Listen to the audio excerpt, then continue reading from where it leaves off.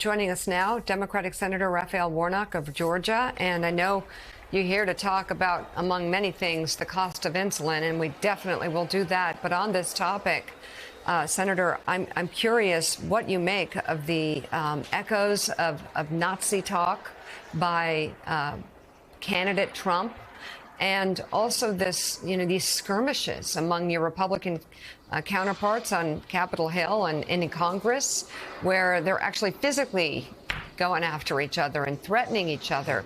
Do you see a connection? Do you have any concerns? Good morning. It's good to be here with you.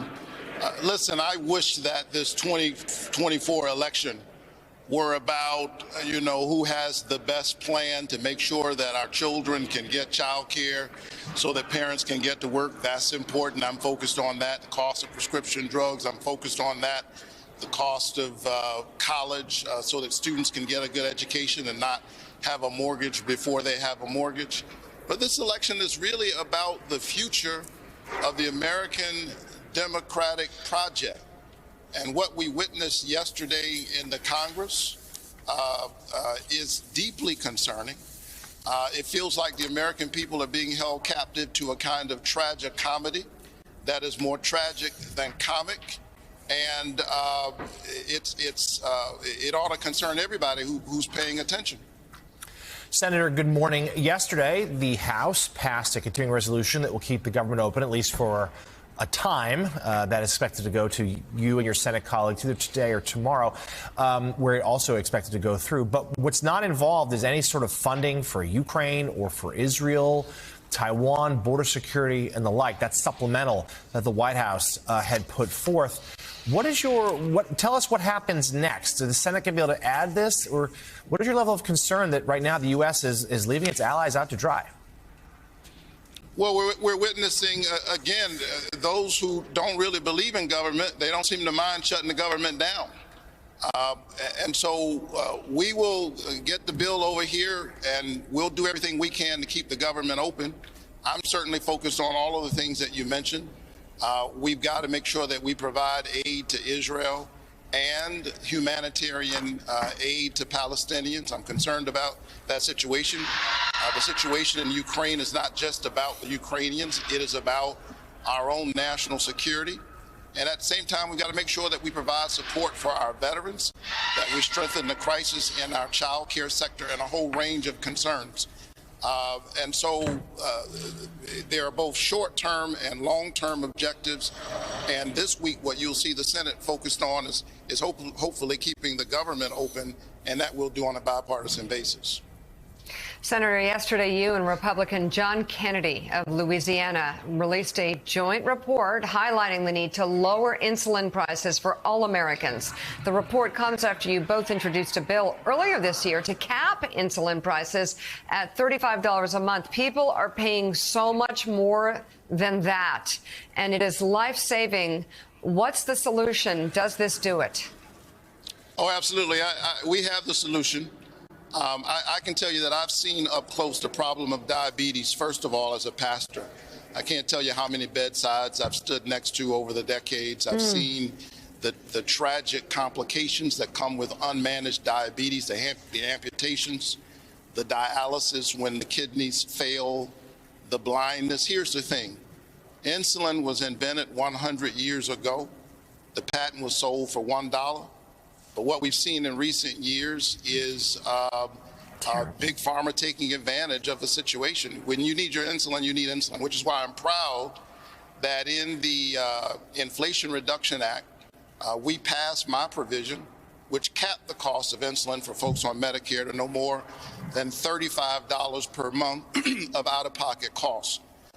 We were trying to get it. I was trying to get it for both the insured and the uninsured as well, which is why I'm proud that earlier this year, my Republican partner, John Kennedy, and I have introduced the latest version of this bill, which will cap the cost of insulin for folks who have insurance and those who do not have insurance. Yesterday, we unveiled this report, which speaks about what we call insulin deserts.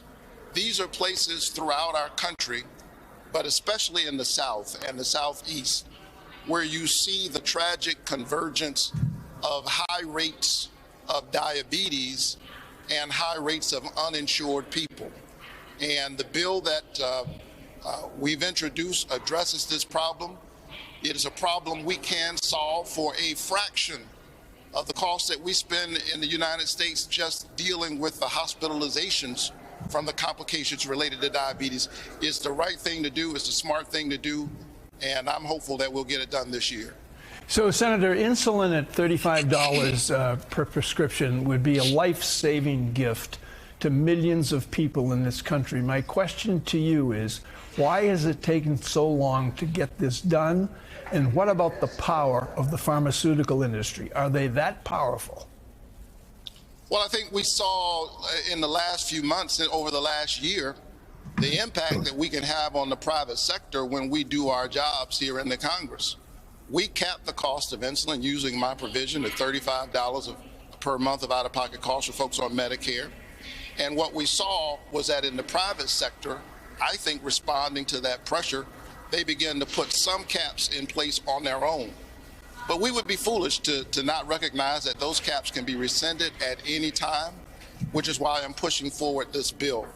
It will ensure that insulin is affordable for everybody in America who needs it. There's a reason why you see a bipartisan push to do this, because it makes sense. John Kennedy, my Republican partner with whom I don't agree on a whole range of concerns, has more diabetics in his state than I have in the state of Georgia. There's a reason why you've seen that half of the states have already capped insulin. We need to do it here at the federal level and ensure that people like Lacey McGee, a young graduate student that I've gotten to know, who found herself while in graduate school having to meet up with people in Facebook groups and in dim parking lots to get borrowed insulin from friends whose relatives had died. That should not happen in the United States of America. And the good news, even in these tragic times, is that this is a problem we can solve, and we really ought to do it this year. Democratic Senator Raphael Warnock of Georgia, thank you very much for being on this morning. Good to have you.